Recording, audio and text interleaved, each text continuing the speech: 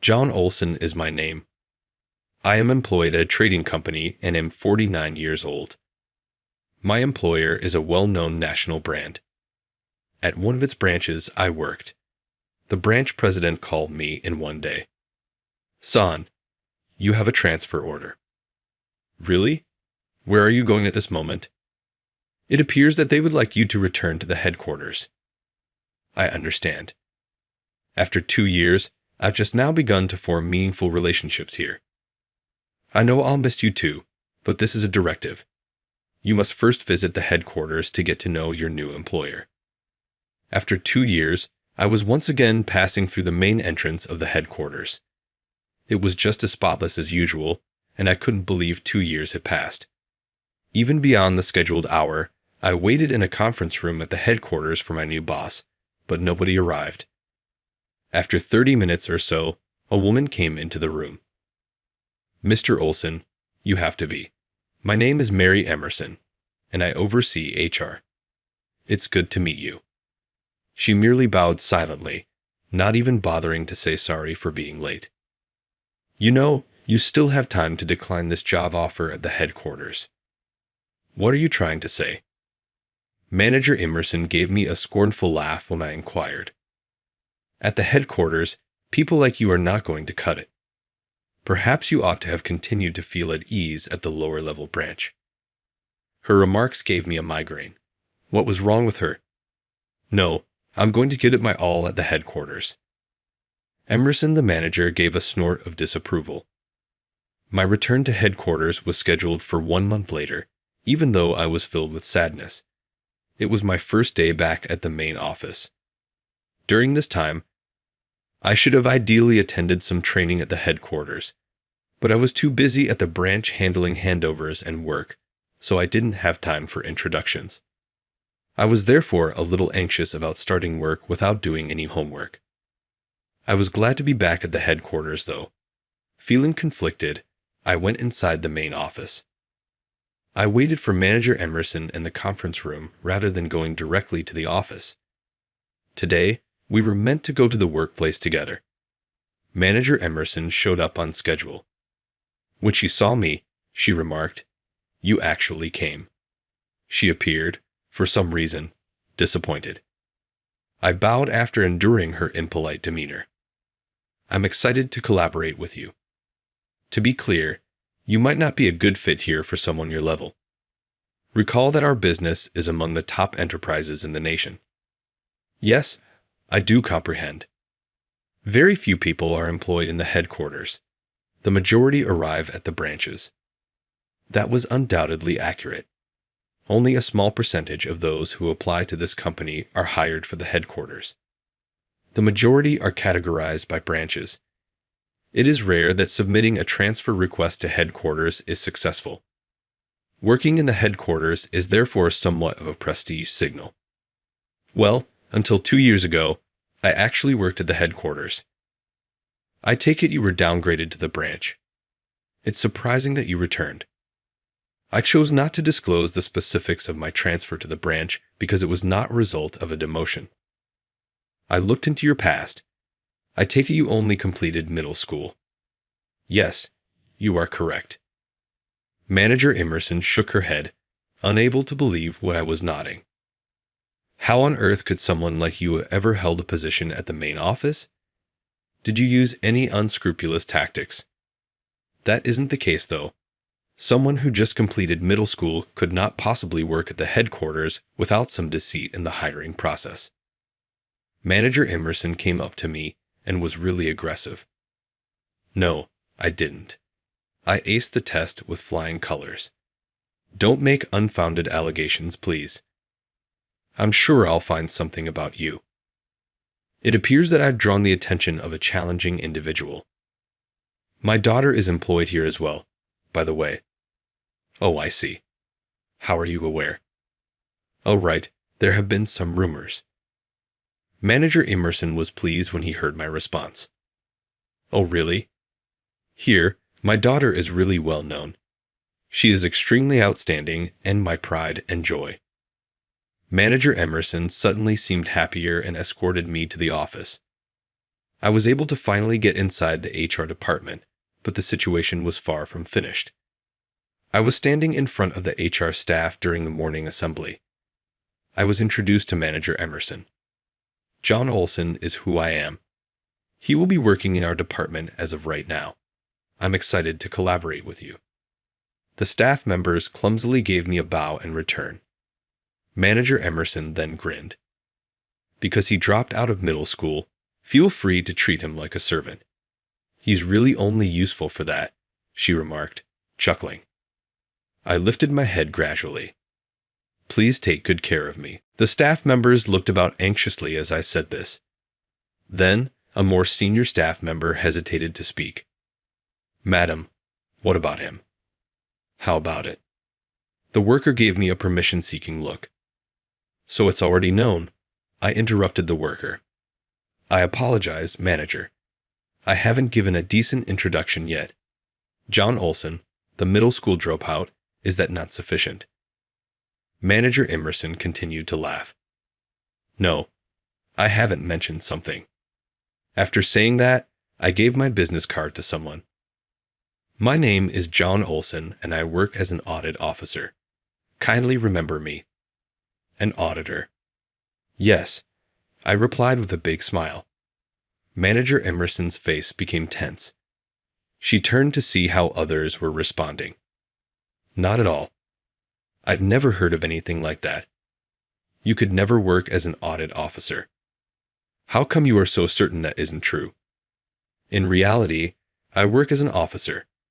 Feel free to check with your superiors if you have any doubts.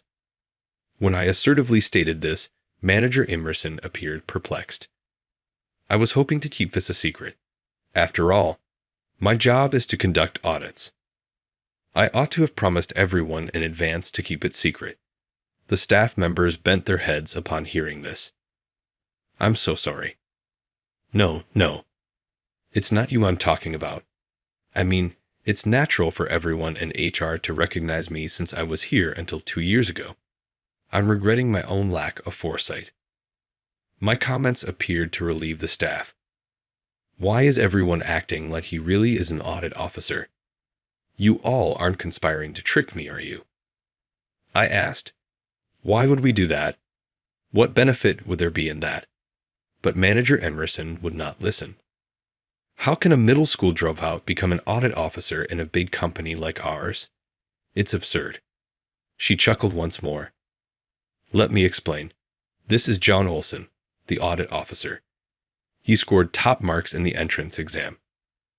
Manager Emerson, though, chuckled. My daughter did that too. Does that mean she should be an officer right away? No, at the time. Audit Officer Olson was only 15 years old, yet he outperformed many college graduates. That's what makes it impressive. What? So he's just a bit good at studying? It's not just about studying. The audit officer was immediately effective in the sales department. He single-handedly established connections with our most important Chinese business partners from scratch. It's not an exaggeration to say that he helped make our company one of the top ones in the country. The audit officer has numerous other achievements as well. The worker was explaining my accomplishments with great passion. Although uncomfortable, it was essential to support my claims. Manager Emerson's color darkened as the staff member continued. Recognized for these achievements, he became the youngest ever appointed audit officer. At last, Manager Emerson appeared to acknowledge the reality about me. So your transfer to the branch 2 years ago was also because? Yes, it was for my auditing duties. Excuse me, but what exactly does an audit officer do? My role is to rectify any misconduct among employees. Of course, that includes investigating even the president and others. I can't go into details, but there were certain reasons for going to the branch, as I explained. Manager Emerson gave a brief bow of her head. I'm truly sorry for the numerous improprieties. Well, that's okay. Just remember not to judge or evaluate people based on their education. It benefits no one. Yes, I will take that to heart. Manager Emerson raised her head slowly after that. But why has an audit officer like yourself come to our HR department? Acknowledging that there was no escaping it, I responded. Of course, for auditing purposes. And it happens that this HR department is the subject of the audit. The HR personnel was agitated by what I said. The first person to object was then Manager Emerson. Wait, there's nothing wrong with our HR department. I see the buzzing employees calm down. I'm not saying there's a problem with the entire HR department. Then what do you mean? It means the subject of the investigation is within HR. Manager Emerson's brows knitted. You mean it's you? Manager Emerson looked surprised, her eyes widening. What have I done to deserve this? Don't say such nonsense. I've reflected on judging people by their education alone and vowed never to do it again. Of course, it's not just about that. I wouldn't be here for just that reason alone. I'll discuss this matter with you alone from here on. Everyone else, please return to your work. Following my remarks, the staff went back to work, still in a buzz. I went to another room with Manager Emerson to carry on our chat. What was that all about? With a scarlet face from rage, Manager Emerson looked at me. I was approached by the sales department manager with a concern. There's a troublesome employee in the sales department. Her name is Nicole Emerson, your daughter. Manager Emerson suddenly looked away as I said this. My daughter? What about her? She seems to have quite a few issues. She lacks common sense and knowledge, and her attitude is poor. Apparently, she also lacks any motivation to work. Exactly, I replied. Manager Emerson protested vehemently. I can't do anything about that. As her parent, I can't look after her at work, and I can't believe what the sales department manager is saying to me. She's an excellent and proud daughter. I see. So you're saying the sales department manager is spreading rumors. That's right. My daughter graduated from a well-known private university in the city. How can she lack knowledge and common sense? Are you saying we should judge based on education? No, of course not. I do believe that most people with excellent educational backgrounds are capable. So the sales department manager is wrong then. I gave a headshake. Unfortunately, it's not that simple. We didn't rely solely on the sales manager's opinion. We conducted our own investigation beforehand. Investigation. Yes, my team observed Nicole's performance. We concluded that the sales manager's concerns were valid. Emerson, the manager, started to perspire. Is that true? Yes, unfortunately. She's not suitable as an employee of our company. Manager Emerson, though, continued to hold onto her position. Even the most talented individuals can be influenced by their environment. Indeed, that might be true. I'm sure my daughter isn't getting along with her manager or colleagues. Or maybe she's too talented and is being ostracized. In such a situation, it's impossible to work properly, leading to a bad attitude. I replied by nodding. That's a possibility we can't deny. Therefore, I'm planning to transfer my daughter to this HR department. Under my guidance, she can demonstrate her true abilities. It's best for both the employee and the company to work where they're most suited. That's definitely true, Manager Emerson said with an obviously satisfied smile. Then I will tell my daughter to submit a transfer request right away. Wait, please. Manager Emerson was about to pick up the phone when I stopped her. What is it? We need to do this quickly. Indeed, it's possible that Nicole's performance has been negatively affected by her environment. That's what I've been saying, Manager Emerson said in a sour tone. However, we are considering another possibility. What is that? Another possibility is that she might not have met our company's hiring standards in the first place. Manager Emerson sat back and laughed a little. What do you mean? That would imply that there was a problem with the recruitment process. If that's true, it's a serious issue. Yes, it is. But what we suspect isn't a mistake in the process. Then what is it? We think there may have been wrongdoing. Excuse me, do you realize what you're saying? Misconduct in the recruitment process. That's impossible. Anger filled Manager Emerson's eyes. I will not tolerate any further insults to my daughter. Of course, I'm not making baseless claims. There are inexplicable facts that point to this. What are they? In the process of investigating Nicole, we discovered her level of knowledge is alarmingly low. It's doubtful she even has a college education. I pulled out some documents. Here are some materials she created in the sales department. They contain errors and typos that are hard to believe. In her conversations with other employees, doubts have been raised about her basic knowledge. Emerson, the manager, gave a snort of disapproval. That's just a matter of personal perception. Typos can be a simple mistake or a computer error. Of course, my daughter should have checked her work, but to conclude she lacks common sense from that is unfair. I gave her a piece of paper and said, "True, such errors can happen. However, Nicole has achieved something unbelievable in a certain aspect." Manager Emerson was at a loss for words as he looked at the document. For the test, my daughter studied hard and prepared for the interview. That's the result of her efforts. If so, that's commendable.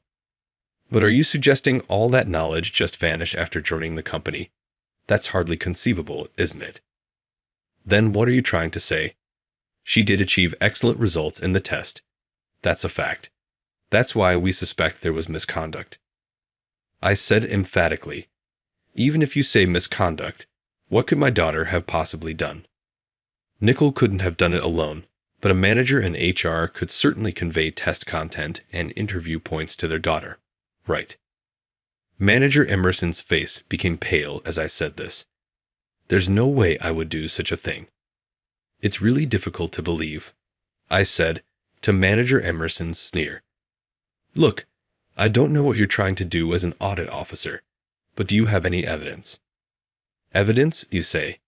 Yes, you've been talking freely, but it's all just your conjecture, isn't it? Is there any evidence? I shook my head. Evidence that I told my daughter about the test content. Unfortunately, no evidence has been found. That's why I came to HR hoping to find some. But it seems that won't be possible now. Manager Emerson chortled with triumph. Don't worry, you won't find any evidence because there's no such fact. I let out a long sigh. I see. I don't want to do this, but... What? You're still planning something without evidence. We have no choice but to prove it directly. It seemed that Manager Emerson was not understanding what I was saying. So we will have Nicole retake the recruitment test, only the written exam this time. Manager Emerson's face went pale when hearing this. What? Have her retake the test? Yes, that's unnecessary. She already passed the written exam. Why does she need to retake it? Because there's a possibility that she cheated. If she really got the top scores through her own ability, she should have no problem with the new test we've prepared. It's a different test, but at a similar level. What have we done? My daughter has been working properly. Unfortunately, she doesn't seem to have the will to work. It doesn't matter if she lacks knowledge or even if she cheated her way in, as long as she works properly. If that were the case, the sales manager wouldn't have consulted us. However, she lacks the most crucial thing, motivation. Manager Emerson gave me a bitter look. So you're doing this to fire her? It's not about firing her. It's about taking appropriate action. We feel the problem lies more with you, Manager Emerson, than with Nicole. Me? Yes, if you, as the HR manager, used your position to get your daughter into the company, it's a matter of credibility for our company. We'll deal with this before it becomes public. What will you do? In the worst case, it's termination for both Nicole and you. Manager Emerson started to cry as I said this. Wait, please listen to me. What is it? Actually, I didn't want to do this. Nicole insisted, and I couldn't refuse. I thought if she failed at her job, I would resign myself. It's true, I did it. Manager Emerson was reluctantly cornered and prepared to give up on her daughter in order to rescue herself. Her ignorance was astounding. No more excuses. After a thorough investigation, we'll decide the disciplinary action for you both. Until then, you're on house arrest. Stay home and wait quietly. Manager Emerson left the organization with a dejected expression after that. Nicole, on the other hand, was told and appeared to be pleased with her early departure. She departed the business. The inquiry did in fact uncover the misbehavior. Manager Emerson had explained the test and interview procedure to her daughter. She had acted in desperation on behalf of her daughter, who was unemployed. Manager Emerson was demoted and moved to a branch, and Nicole eventually lost her job. Despite her hard work at the branch, she felt uneasy and quit because of rumors that had started to circulate. Her current income comes from odd jobs. Nicole, on the other hand, did not seek employment elsewhere and eventually was abandoned, leaving her without a place to live. In my case, I carried out more audit officer investigations. I received recognition for my achievements, and I was given the vice president position.